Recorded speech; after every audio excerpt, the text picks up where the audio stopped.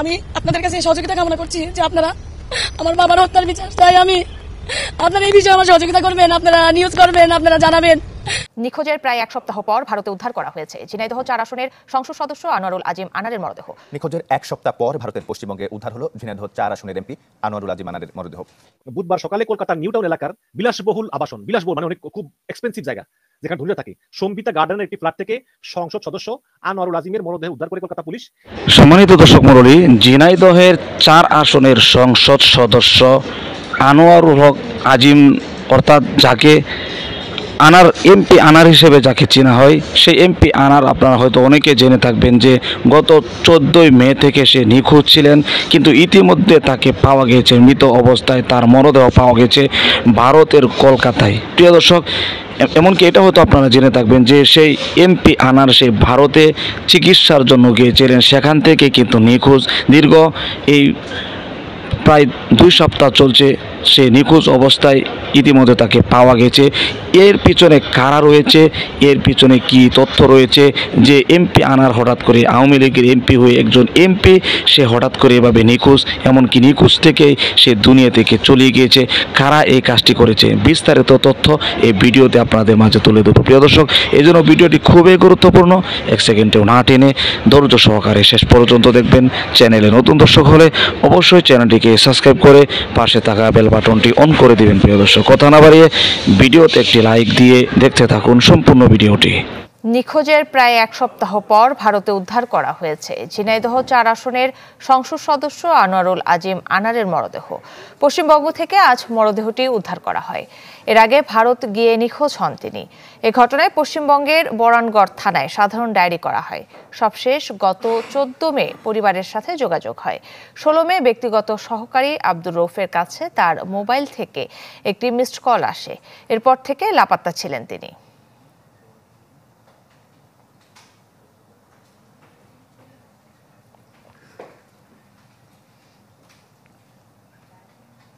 এ বিষয়ে আরো জানাতে কলকাতা থেকে যুক্ত হচ্ছেন শুভজিৎ পুততুণ্ড। শুভজিৎ, বিস্তারিত কোনো কিছু জানা গেছে কিনা, কিভাবে কি হলো, কোনো কিছু জানলে আমাদেরকে জানাবেন।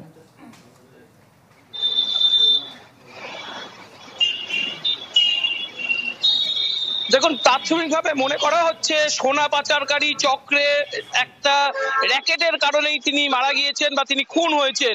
সঞ্জীবা গার্ডেনে তিনি খুন হয়েছেন, নিউটাউনের সঞ্জীবা গার্ডেন।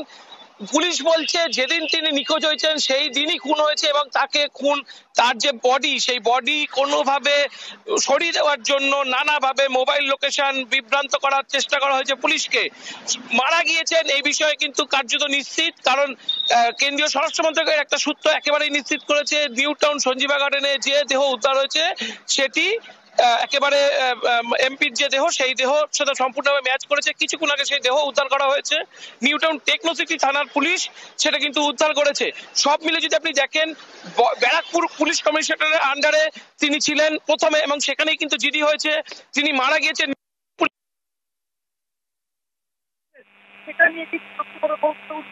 তিনি কি করছিলেন সেটা নিয়ে কিন্তু সবচেয়ে বড় প্রশ্ন উঠছে। এখনো পর্যন্ত যেটা খবর, তার মৃত্যুর জন্য যে এখনো পর্যন্ত যারা হত্যা কোনো ভারতীয়দের হাত নেই, ভারতীয়রা এর মধ্যে সম্পূর্ণভাবে জড়িত নয়, বাংলাদেশিরা জড়িত। এবং বাংলাদেশ থেকে তার সাথে কেউ বা কারা এসেছিলেন বা তার সাথে পরে দেখা করেছিলেন এবং তাদের সাথেই যে বাদানুবাদ বা পরবর্তীকালের যে বিবাদ, সেখান থেকেই কিন্তু তার যে খুনের ঘটনা সেটা ঘটেছে। সব মিলে যদি আপনি দেখেন, একটা সূত্র বলছে, অর্থাৎ যেদিন গোপাল মন্ডলের বাড়ি থেকে উনি বেরোয়, অর্থাৎ 13 তারিখ তিনি যখন বেরোন, ক্যালকাটা পাবলিক স্কুলের সামনে থেকে তিনি একটি ট্যাক্সিতে উঠেছিলেন।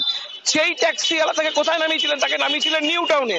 কিন্তু নিউটাউনে ঠিক কোথায় নামিয়েছিলেন এই লোকেশনটা নিয়ে কিন্তু দ্বন্দ্ব ছিল, কারণ নিউটাউনের বিভিন্ন এলাকা অর্থাৎ আশেপাশে যা দেখছেন সবটাই সেখানে কিন্তু আবাসিক এলাকা, হাজার হাজার লক্ষ লক্ষ ফ্ল্যাট এবং যার অধিকাংশ ফ্ল্যাটই খালি পড়ে আছে। ফলে পুলিশের পক্ষে সেই এলাকায় তদন্ত চালানো অত্যন্ত দুঃসহ ঘটনা। পাশাপাশি আপনি দেখেন, এইখানে যদি এমপির যদি সেই দিনই অর্থাৎ আজ থেকে 4 দিন 5 দিন আগেই মৃত্যু হয়ে থাকে, তার পচা বাচ্চার যে দেহর যে পচা গলার যে গন্ধ সেটা কেন বেরোলো না, সেটা নিয়েও কিন্তু এই মুহূর্তে যথেষ্ট রহস্য ঘনাচ্ছে যে আগে থেকে প্লট তৈরি করা হয়েছিল কিনা, আগে থেকে জানলা দরজা সিল করার ব্যবস্থা হয়েছিল কিনা, যার জন্য যে গন্ধ সেটা বাইরে আসতে পারেনি।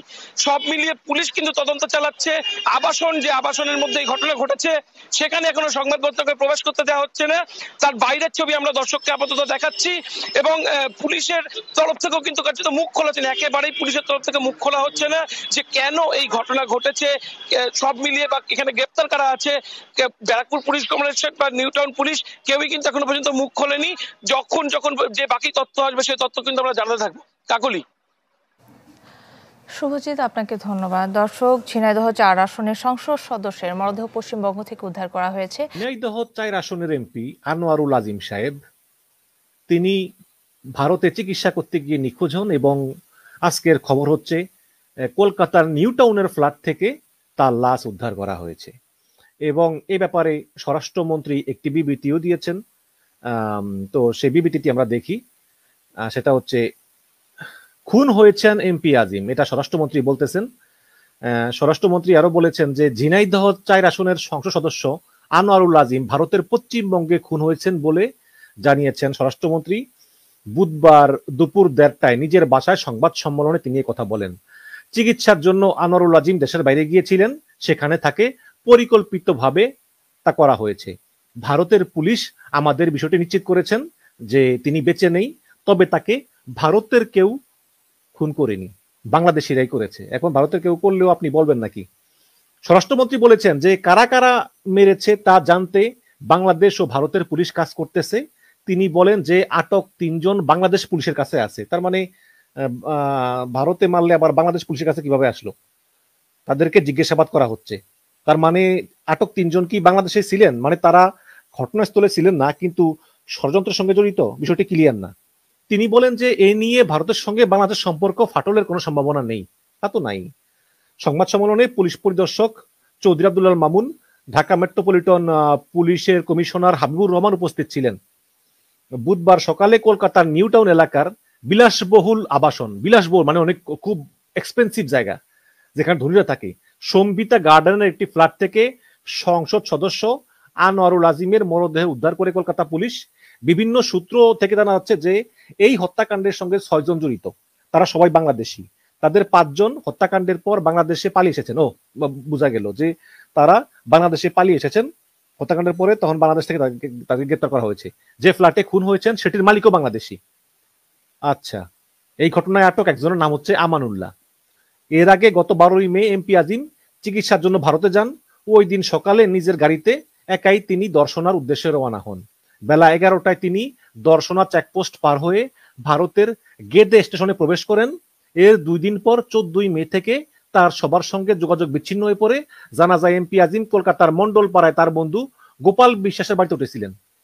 পরে দুপুর 2টার দিকে চিকিৎসা যাওয়ার জন্য বের হন, এরপর আর ফিরে আসেননি। আচ্ছা, তিনি ফিরে আসেননি, তিনি বলতেছেন আমি চিকিৎসার জন্য যাই, তারপর তিনি ওই বিলাসবহুল ফ্ল্যাট। প্রিয় দর্শক, আশা করি সম্পূর্ণ ভিডিওটি দেখলেন। ভিডিও দেখে অবশ্যই বুঝতে পেরেছেন অনেকেই কিন্তু দাবি করছে বাংলাদেশিরা হবে, কারণ এই ভারতে যদিও সে মারা গিয়েছে, এমনকি একটি ভিআইপি একটি বিল্ডিংয়ের একটি ফ্ল্যাটে মারা গিয়েছে, আর সেখানে কিন্তু সে নিজে গিয়েছিলেন, আর সেখান থেকেই তার এই নিখোঁজ হওয়ার ঘটনাটি ঘটেছে।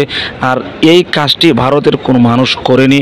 তদন্ত করে যতটুকু তারা বুঝতে পেরেছে বাংলাদেশের কয়েকজন মানুষ এই কাজটি করেছে, কিন্তু কারা এখনো পর্যন্ত সেই নিশ্চিত কোনো কিছু বলতে পারছে না। প্রিয় দর্শক, অবশ্যই পরবর্তী ভিডিওতে বিস্তারিত আপনাদের মাঝে তুলে ধরবো এই বিষয়ে। এই জন্য পরবর্তী ভিডিও পেতে অবশ্যই আমাদের সাথে থাকবেন। প্রিয় দর্শক, আজকের মতো এখানে শেষ করছি। ভালো থাকুন, সুস্থ থাকুন, আবারও দেখা হচ্ছে পরবর্তী ভিডিওতে।